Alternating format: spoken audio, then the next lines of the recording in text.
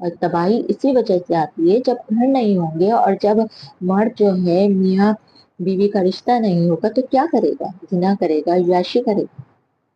کیونکہ طلاق کا جو 3 لفظ ہے مرد بہت آسانی سے نکال دیتا ہے اور اس کے لیے کوئی سزا نہیں ہے.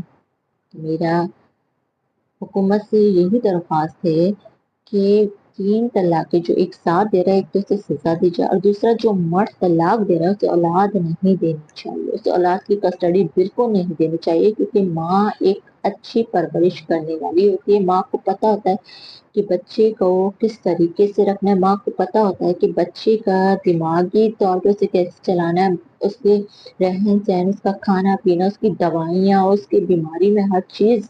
بچہ ٹارچر ہوتا ہے، بچہ بہت بری طرح سے ٹارچر ہوتا ہے. جب باپ 7 سال کے بعد دعویٰ کرتا ہے کہ مجھے اولاد چاہیے، تو سب سے زیادہ لاس بچے کا ہوتا ہے. ایک بچپن سے بچہ ماں کے پاس رہ رہا ہے اور 7 سال تک، کوئی 1 2 3 4 5 7 دن تک نہیں رہتا، 7 سال تک وہ ماں کے پاس رہتا ہے.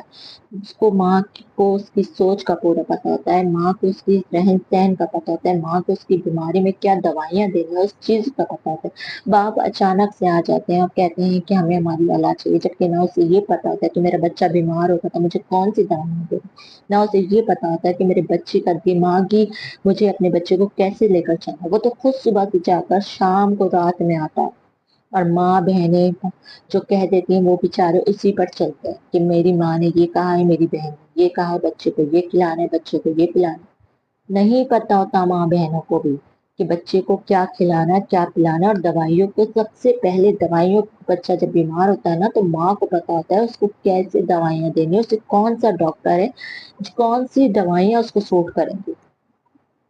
جا کر 7 سال کے بعد اچانک حکومت اگر باپ کو دے دے تو باپ تو خود اپنے آپ کو نہیں سنبھالتا، اس نے تو خود اپنی زندگی تباہ برباد کر دی ہوتی ہے طلاق دے کر. تو وہ کیا بچے کو سنبھالے گا؟